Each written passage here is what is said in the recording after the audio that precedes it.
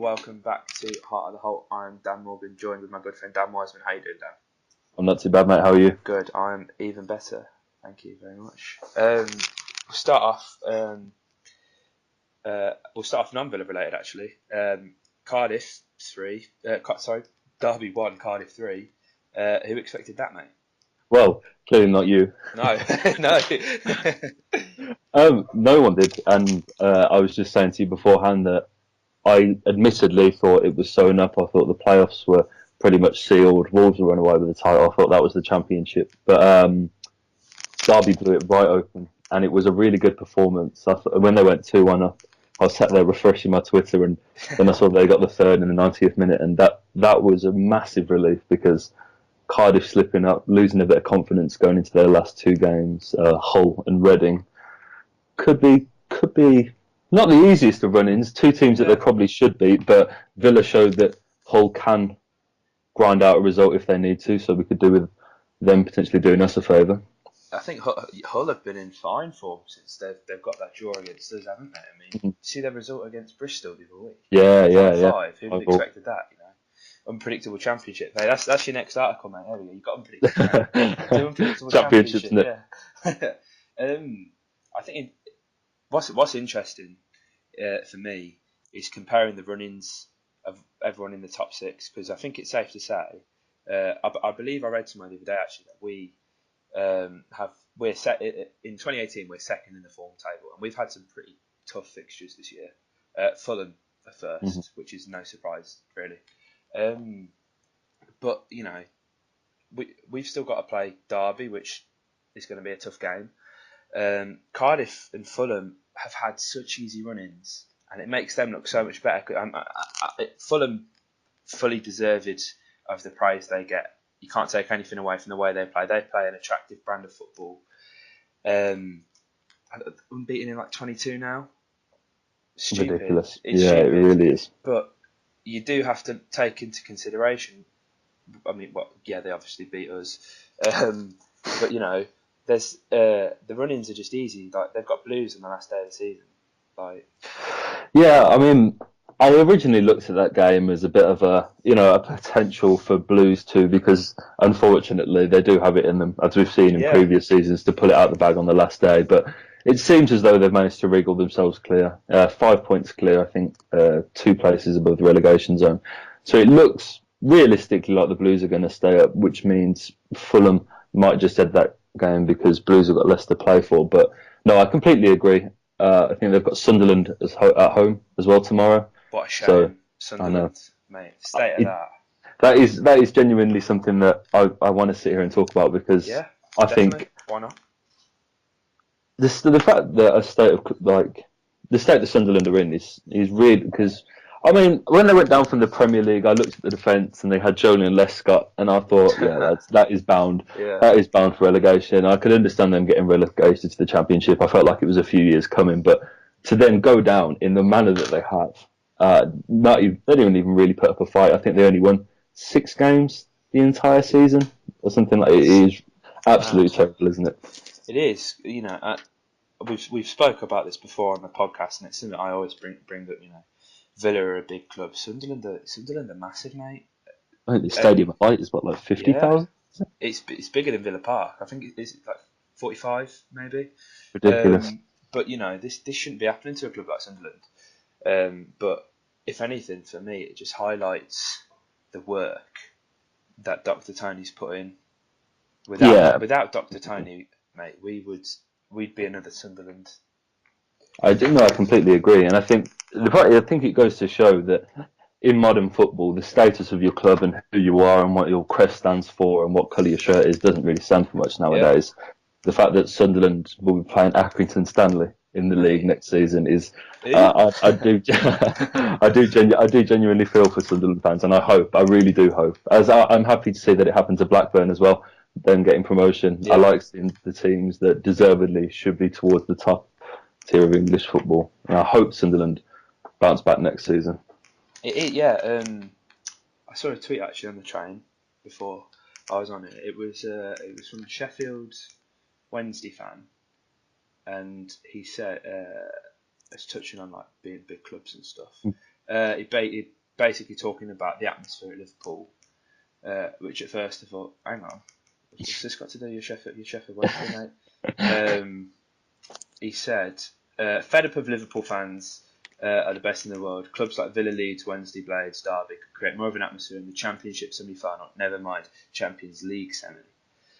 Which I found quite interesting because we've sold out against Derby. Mm-hmm. Third sellout of the season. We've sold out Wolves, Blues, now Derby. People only saying, "Oh, you only sell out for the Blues." We've got the people along who've realised, "Oh, we need a reference for Wembley." But I'm looking forward to it, mate. Yeah, I think it will be an interesting game. I think it's always good to. I love when teams come to Villa Park and actually have something to play for, because I think we've seen too many teams come to Villa Park happy to take a point, sit back, and be really tough to break down. And I'm really looking forward to seeing the side who's going to come to Villa Park and play football, because I think that's when Villa are best. I think when we're given control of the game and are forced to break down a team, I think we can sometimes make a meal of it. And I don't think sometimes, I don't think we'd have the creative.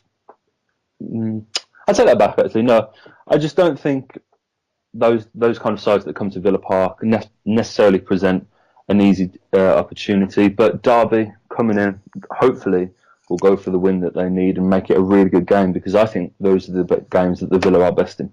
Yeah, definitely. I think I wouldn't say we're not favourites, but against a side like Derby, as we've seen against Cardiff, as we've seen against Wolves, when the odds are stacked against us, it's just a weight off the shoulders, and the players seem to just express themselves so much more. I fully understand where you're coming from, mate. Last time around, I don't even think we were in the play. We were chasing the playoffs against them. 2-0 at Pride Park. Glenn Whelan assisted Matip Vidra, didn't he? He did. And Steve Bruce also lined up without a fucking striker, which was odd, and I was very vocal about that. I mean, like, Adoma scored his goals, but like it was obvious as if Onuma was up front in that game. Mm-hmm. Yeah. I think comparing that, looking at now, we've come a long way. I think it's fair to say. What are you expecting from this game?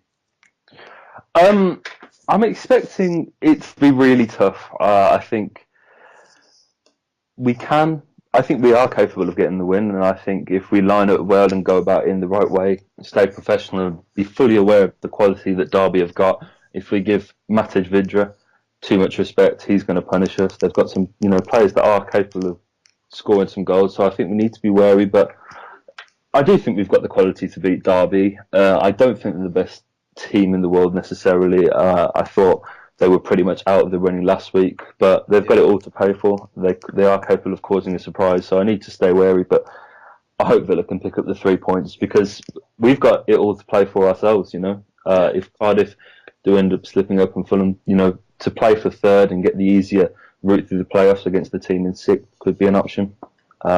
So it's not like we're sitting here twiddling our thumbs. We've got to go and try and get some points from the games as well. So, yeah, I think obviously Derby's win against Cardiff left second place open. I mean, all Cardiff have to do is win again, and then it's over for us. Which is likely, that they will win again. Yeah. They're not a bad side. I think they've been found out by the better sides now. Like by us, I think even what people think, 1-0, Grealish scored a wonderful goal, but I think if you look at the goal, it almost disrespects the performance a bit, because I think we played very well, and everyone just looks at the goal. You know what I mean? Yeah, no, I see what you mean. And obviously Grealish rightfully stealing the headlines for that, but Mile Jedinak, what a revelation he'd been at centre back. I know I said to you, not a fan after Sheffield United away. He'd made some mistakes, but I think the opposition as well have suited him. Long ball, he's winning that every single day. Yeah. No doubts in my mind about that. Would you keep Jedinak in the team? I know we spoke about this last week, mate. Is he first name on the team sheet for you again? I think Mile really does deserve it, in my honest opinion. I think he's been an absolute rock, and I think he did, including myself, he really earned his fair share of doubters, I think, with some performances when he was put in midfield. But I said this on the podcast last week, I do really like Mile as a centre-back, and I think going forward for him, he's not going to get any younger. Playing Yeah, that centre midfield role is only going to get harder and harder for a lad like Mile. But he's showing tendencies at centre-back. I think he's got all the traits. He's strong. One thing that, even on a bad day, Mile will win everything put yeah, at him. I think there's a lot of respect around the club for Mile Jedinak, and I hope that that's rewarded, because you think he is a player that has been. First season we were very outwardly praising of Mile Jedinak, and I feel like this second season he's had at Villa hasn't quite hit the same levels he did last season, but I think he's still a very solid player, and he's shown that in the last few games. So I hope Mile's rewarded with the start he deserves. yeah. I think it's interesting because, as I've said, the opposition that we've played have played into his hands. Mm-hmm. Derby are going to be perfectly fine with sitting back and waiting to hit us on the break. That's Yeah. just how they play. So, but for me, in terms of pace, John Terry and Millie Edinak, it's not too dissimilar. So it doesn't really matter Yeah. who we play. Potential threat, obviously, Mate Vidra, very good player, 18 goals this season in the Championship for number 10.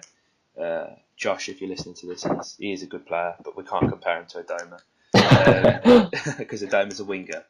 And Cameron Jerome as well, a bit of a Championship veteran, a Blues player and fan, always gets a warm reception from the whole end. Scored a brace against Cardiff as well. Keep coming back to Cardiff, but want to watch Jerome for you? Yeah, he's one of those players which, unfortunately, is someone that you can't take your eye off. I feel like his name, and he hasn't exactly had the most glittering career, but I feel like some people. He's not someone you can take as a joke, put it that way. Yeah. If you take your eye off Cameron Jerome and you consider him to be not the best, he will score goals, and he showed against Cardiff, who have been the second best team in the league, you could argue, throughout the season. He can do it, and I think he's another one. There are so many players like that in the Championship where you can't just write them off, because these players are here for a reason. They're playing for top clubs. They're pushing for Premier League because they are of that status. And I don't think there's any player in the Derby squad which you can allow to give too much respect, because they've fought well to be up there. But Cameron Jerome is one of those players where, unfortunately, you can see him scoring against the Villa, given his history in Birmingham. But I've got enough faith in our defence that we can keep players of his nature. He's not the most technically gifted, locked out for the game. I've always kind of associated Cameron Jerome as too good for the Championship, but not quite good enough for the Prem striker. I don't know why. Yeah, I see what you mean. Because he's played in the Prem for Norwich. I think in the year they got promoted, he scored like over 20 goals, didn't he? So the man's no joke. Talking about players who are too good for the Championship, but not quite good enough for the Premier League. Lewis Gabban, 2 goals the other day. He's playing well. This is an I've been wanting to ask this. This is one of my questions I'll put to you during the podcast. Oh, okay. Is if we do go up through the playoffs and we're sitting in the Premier League, if you are Dr. Tony G or Steve Bruce and you're offered Lewis Gabban, would you go and sign him? For me, it depends on the money and what we've got going out. Because I'm going to be honest with you, mate. When we signed Gabban, fantastic player, one of the Championship's top goal scorers, I felt for Hogan. This man, what does this man have to do to get in the team? Yeah, no. And I thought when we signed Gabban, I thought Scott Hogan must be so pissed off right now. Especially what was the game? He scored a brace. It was like in January, I think it might have been against Barnsley at home. And his post match interview, you could tell he was happy he got the goals, but he basically said to Steve Bruce stop fucking about, mate. Just yes, play, I remember. Which I respect. And if a player's got that kind of attitude, pipe down, mate. But Hogan's had a real tough time. Maybe I'm making this more deep than it should be. But I do kind of think Gabban would score goals in the Prem. He's not really been given that much of a chance for Bournemouth in the Prem. He's not getting younger though, but his first touch is excellent. I remember him saying in an interview he kind of fancies himself as a bit of a midfielder, and you can see that in his play. Obviously not sort of you wouldn't put him in the centre of the park like you would Bakir, but transitioning from defence to attack, he's very good. If the price was right, I would say so, mate. What about you? I think you only have to look at his credentials in the fact that he scored 19 goals in a season where half of it he was at Sunderland and the second half he was at Villa. Yeah. So he's arguably playing for the two worst teams in the league there. You're not wrong. But no, I think he's one of those players where, again, I think a lot of Villa players saw the logic to have a season like he did. The first part with Sunderland was remarkable. I think 127 minutes per goal you get with Lewis Grabban in the Championship. It's insane, isn't it? And so I think he's really deserved it. I think if I was Bournemouth, in the trouble they've been in this season, I'm surprised they haven't looked at perhaps getting him back, because he has been scoring for fun this season. And considering he has, as I said, spent the first half of the season playing for a team where he must have gotten very, very poor service. Yeah. I've been really impressed with Lewis. I was admittedly in the same boat. I'm a big Scott Hogan fan. I think Villa are still yet to see the best of Scott Hogan. Yeah. But I don't think we will see the best of Scott Hogan, if I'm honest, mate. No, I think you're right, especially if, as I said, we do go and get Lewis Grabban. But again, he has deserved it. I'd be interested to see how he would cope with life in the Premier League. I think for the right price, I'd like to sign Lewis. It's all about depth, because for us, we've had our injury problems, and a club that we can't go around saying because injuries have been such a problem for Villa for ages. Like it's a bit embarrassing when we're getting thumped and we're like, we've had Codger out, we've had Adoma out. It's a squad, it's a team game, it's a squad game. So having another striker, I don't think it's a bad idea. As I say, it just depends on the price for me. He's been a good player, but if we can get the 12 million, I don't think we're getting 12 million for Hogan, but if we can recoup some money on that, because personally, while I'm a big fan, I don't see there being a future at Aston Villa for Scott Hogan, especially if we go down.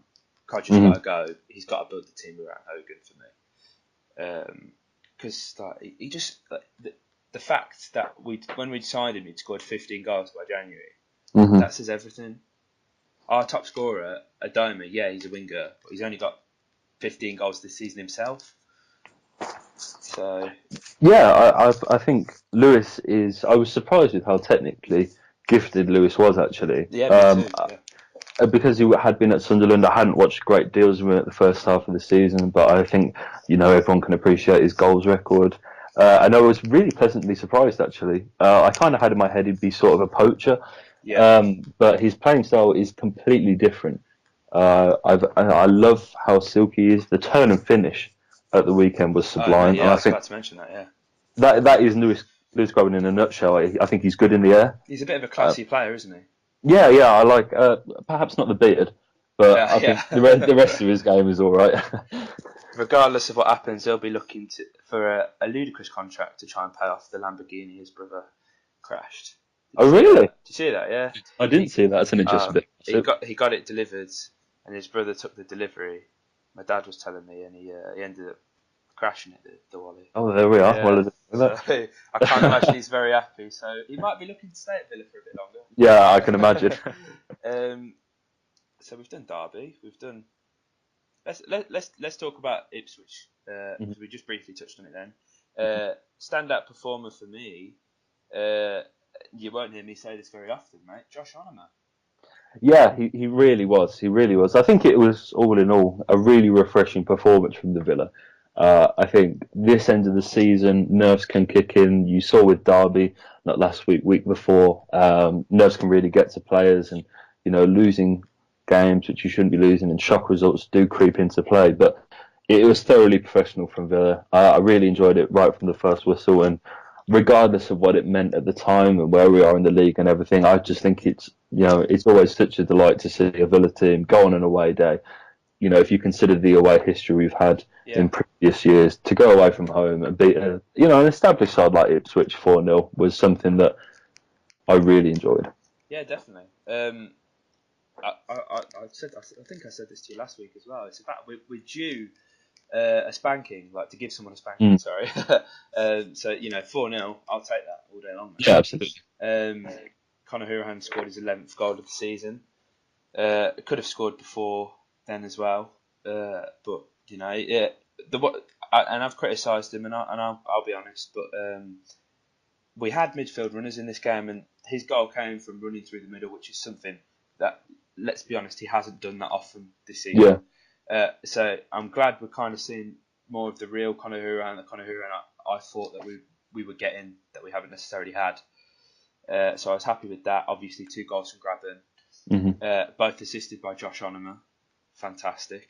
That turn, as you say, just phenomenal. Yeah, sublime. I don't think you get away with that in the Prem, but that was still class. And congratulations to Henry Lansbury and Bakir Bjarnason for completing the longest 1-2 I've seen in a while. Honestly, I can't explain to you how gassed I was when Henry Lansbury scored. Yeah, I always love seeing Henry score because he really seems like a player who plays with his heart in his sleeve, and I like that. I think many players in Henry Lansbury's shoes would just seem to, kind of accept that they're not going to be a main player, put in the kind of half-heart performances. But every time Henry seems to touch the pitch, he gives 100%. He always looks to be on the end of goals. And I was delighted for him when he scored. I thought it was a really good header, great cross from Bakir. I wasn't sure he actually got a touch in it at first. But yeah, I think Harry Kane back in the end. Good cross by Bakir, though, as you said. Yeah, showing perhaps Bakir he might have as a left mid. He does fancy himself as a left mid, but Iceland's different to England, isn't it? Yeah. I much prefer him in that holding role, but I love that he's got that range of passing. Yeah, absolutely. He's one that I'm hoping will probably start on the weekend against Derby as well, if I'm honest. I think he's kind of key to the way we dominate teams in terms of possession. So yeah, I'm buzzing for Bakir. Yeah, I think it was 66% possession at the weekend. Villa. I know. Can you believe it? 21 shots, 66% possession. I think we had double the corners of Ipswich. I think Bakir is a player that goes under the radar, but he's the definition in that holding role of a metronome. He just keeps things ticking over, wins the ball back, and I think a lot of the possession is. I think with Bakir, I think we saw that cross, and I think that is the precision of the long passing that he has. I think Bakir is one of those players that just keeps possession. He ensures you keep the ball because he plays the simple pass. He doesn't often go for the extravagant 40-yard ping. It's the 10-yard, 1-2s. And I was delighted that I'm a big fan of Bakir Bjarnason. I've been saying it since he signed. Indeed, yeah. I hope that he can continue that because I think the more he adds that creative tendencies, because he's adding the goals and assists to his game as well, which is something that I feel like Villa fans need to start talking about because he's not just proven anymore that he's someone that can protect the back four. When he's at the other end, he's proven that from outside the box he can be a threat with a good ball into Henry as well. The icing on the cake. One thing that is kind of classic Villa is the Elmo lump forward to Hourihane.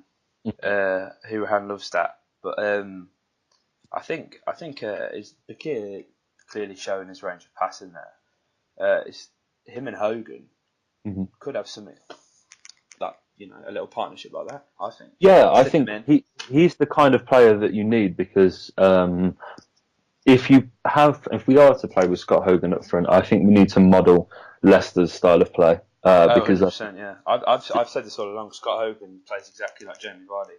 Yeah, he is like Jamie Vardy Mark II, and we don't we heavy use of the wings with the Villa. A lot of crosses into the box, which isn't Scott Hogan's style of play. I'm surprised we haven't really made more of an effort to accommodate Scott Hogan, especially when Kodjia was out and we were struggling for goals a little bit. I still felt like when we were sticking by Scott Hogan, we weren't perhaps playing to his strengths, and you wouldn't judge a fish by the ability to climb a tree. Yeah. And so I don't really think we've seen the best of Scott Hogan, as I was saying earlier, but his time at Villa is unfortunately over, I reckon. Yeah, me too. No Snodgrass in that game either. I think the rest will do him a world of good, if I'm honest. We've said this before. Scott Snodgrass and Albert both needed the rests, so that they can be fresh. Should we talk about the awards, mate? Yeah. First of all, why are we having the end of season awards with 2 games left? Right. Thank God. I was gonna tweet this, but I didn't want anyone to think Yeah, it was nitpicking. But it is bizarre, isn't it? it is. It Yeah, is bizarre. You would be miffed if you went and scored a somewhat better goal than Jack Grealish's in the next 2 games and weren't yeah. awarded the goal of the season, though it is unlikely. Not even that, mate. I don't care how shit the goal is. The goal that wins us the game at Wembley, that's the goal of the season for Well, me. personally, I voted Conor Horan Did for you? goal.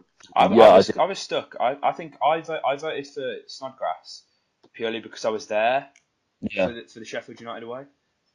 I I think was there. I was there for the Blues goal as well, obviously. But I don't know. Hurahan's was special. a goal isn't as much about. I think this is a big debate, isn't it? Do you just take in the whole factor of the Yeah, game, wider implications of the goal, or is it just the goal itself? And for me, against the Blues, any goal is goal of the season. But yeah, I vote. But you have to congratulate Jack. It's no hardship seeing him pick up that award, and it's yeah. just absolutely another accolade in his what will be hopefully quite a big trophy cabinet for Grealish. Hopefully, Bjarnason wasn't nominated, was he? No, no, no. Which that goal against how's that goal against Reading not being put up for? I thought his goal against Championship. Wolves was just as Well, capable. even that, yeah. Yeah, What I loved from that is the sudden turn of pace, because I think it's safe to say no one in the stadium expected that. No, I tell you, what, mate.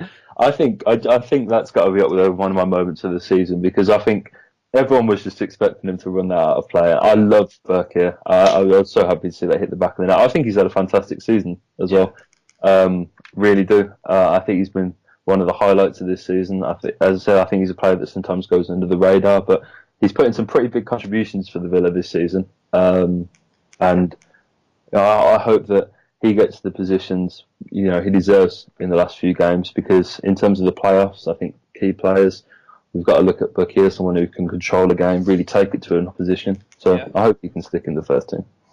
I think my moment of the season, mate, was seeing your mum celebrate that Bjarnason goal. Made it a bit of socials. That was class, mate. Yeah, mate, that was absolutely well. I don't think I've ever seen a woman so happy. That's brilliant. In terms of the playoffs, then something that's been asked a lot is when are the games? When's what? So basically, it's split off to A, B, and C. Not A, B, and C. What am I on about? A and B. Championship A, which I believe is 3rd and 6th, will play on Friday, the 11th of May. And then the second leg for that will be the 14th of May. 7:45 kickoff for both games. Championship B, which is most likely looking to be Villa as it stands, 4th versus 5th, is Saturday the 12th of May, 5:15 for the first leg, and Tuesday the 15th of May, 7:45 for the second leg. I know we said this last time. Me personally, I want the home leg second. Mm-hmm. Because I want to be there celebrating when we've hopefully made it to Wembley. Fingers crossed. Yeah, I mean, our away support is fantastic. I've done a few away games this season. I know you have too, mate. And the away fans are probably deserving of that. But it would be nice for all of us to experience a full Villa Park celebrating our trip to Wembley. Do we invade the pitch like we did against West Brom? Well, I hope I'll be there because there is a part of me that's unfortunately praying we finish 4th because I've got my final exam on the 15th. No way. I know. So if we do have a game on the 14th, that's going to be a tight squeeze. But either way, I'm not too bothered. But I'm just dying to be at Villa Park. I think I really, really love the high intensity games at Villa Park when the atmosphere is good. I think now, since we dropped off and our season became kind of less and less interested and the playoffs became more and more of a reality, I feel like the atmosphere at the home games has sometimes drifted off a little bit. Yeah. But I think that's only to be expected. There's no criticism of the Villa fans. But I'm just really excited to see do or die game at Villa Park because I genuinely believe that the atmosphere is second to none at games like that.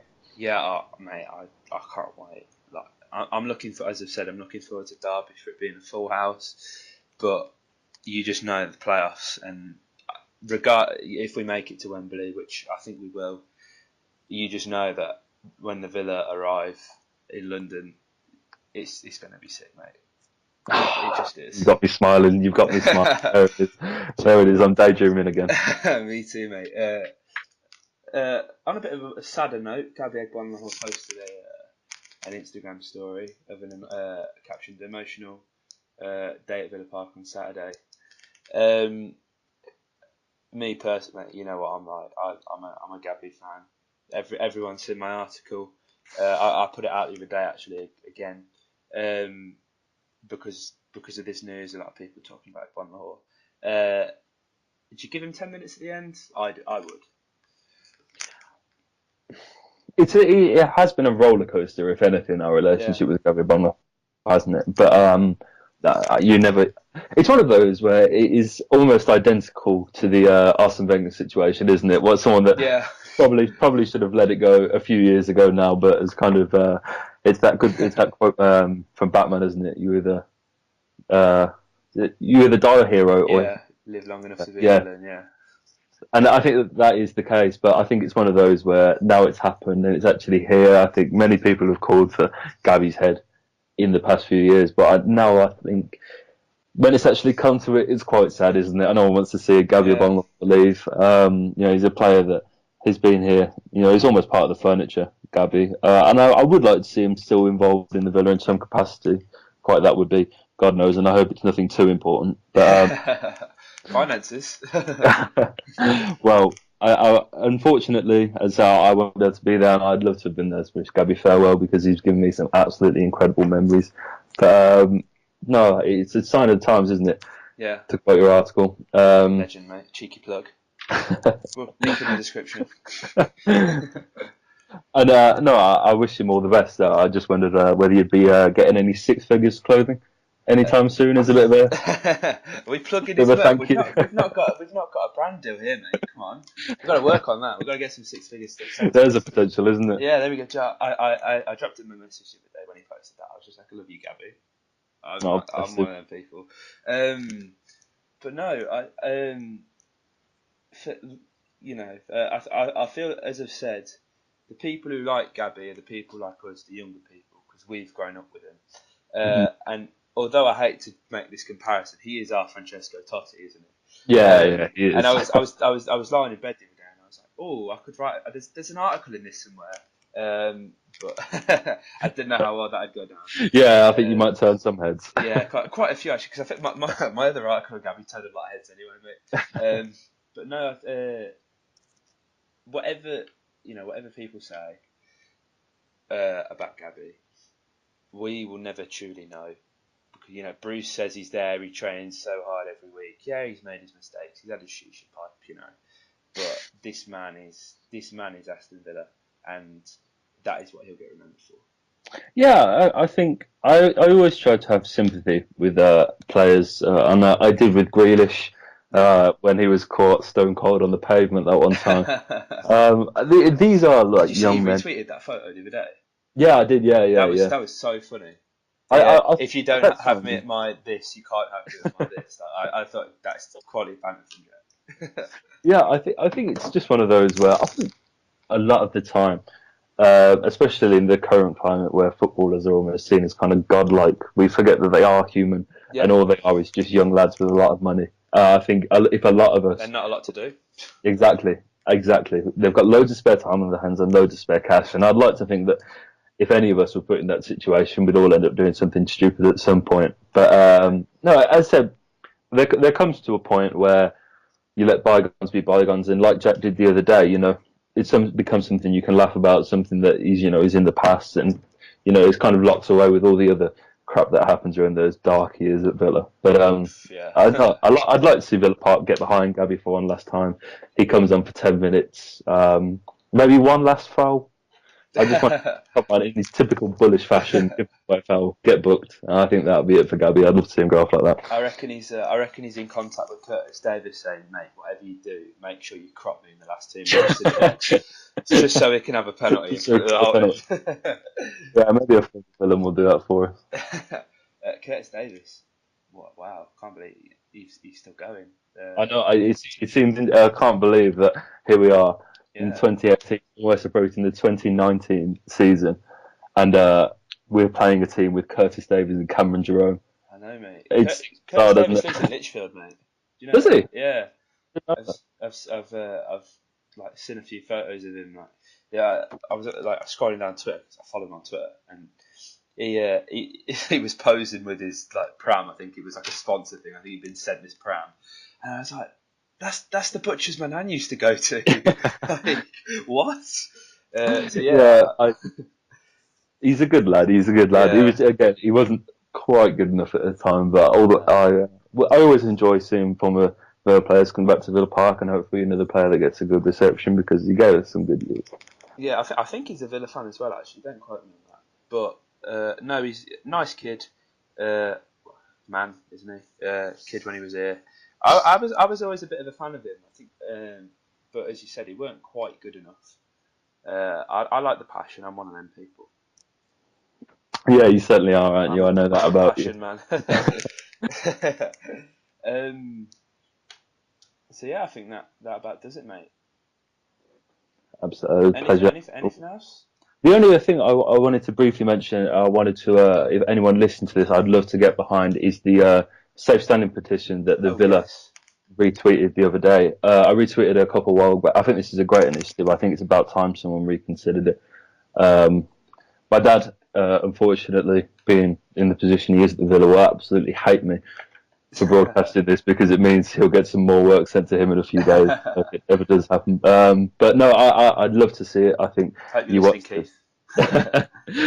those old games back with the Villa in the 90s and the Holte end. To stand on the Holte end is something I feel every Villa should experience, and I'd love to bring it back. So definitely. Very important that we get as many people to sign this petition as possible. Even if you're not going to be one of them people that ends up standing, it's having the freedom of choice. I think that's what's important. Absolutely. And people can't say that it's not going to improve the atmosphere, because if we had a whole lower Holte standing, I can guarantee every single week the noise, it would just be it would be electric, wouldn't it? Would I be correct in saying that it would perhaps increase the capacity as well? I'm not sure on that, mate. But if possible, I think it's something they'll look at doing, because Wembley has been open about expansion. As well, I can't believe we've come to this so late, because Wembley has spoke about safe standing before. He's been open about wanting safe standing in Villa. Did you see what Crystal Palace did today? They kind of, yes, yeah. I thought that was good. It's reached the 100,000 mark on the petition, so it's getting taken to court to be discussed and stuff. And we've apparently had scouting missions up to Celtic to see how the safe standing works according to Winnet. So let's just hope that this initiative gets backed, because as well as improving the atmosphere, we need to make sure it's safe. First and foremost. Yeah, I think we saw. I think it was before the start of the season. I think West Brom went to the government and asked if they could have safe standing, and it was rejected. Their plan. So I think I suppose it's all about coming to an agreement. But it's something that I think, if you look at the away fans will stand up. The upper north is basically always stood up. I think it's logical, really. I think it does feel natural to stand at a football game, and I hope it's something that is brought back, because it's the life and soul of any football game is being on your feet, singing the songs. I hope it becomes a reality again. Hopefully, mate. Hopefully, as well, it'd give us more room in that lower north stand, because I've sat there a few times, and I don't know about you, mate, but my legs don't fit. I tell you, if you don't fit, driving my frame 6'4.5", trying to lumber yourself into the north is impossible. It is. The ugliest stand in football. Let's not talk about that. We'll be here for another hour. That's another hour, mate, isn't it? Anyway, so if you guys enjoyed this podcast, let us know. we'd like to say thank you to the comments and stuff that we've had. We're trying to increase the quality. Hopefully invest in some equipment soon myself, so we can make it easier, and hopefully we don't always have to do this over Skype. It'd be nice if we can get together and do it, Dan. I think that'd be Absolutely. it'd be better. It'd be better for us, and it'd be better for the listeners. Absolutely. So we appreciate your comments and your feedback. As I think this is a thing I'm going to do every time. Let us know if we're chatting out of our arse. Subscribe. Highlights will be posted on Twitter probably as well. And up the Villa. He will run 500 miles and he will slide 500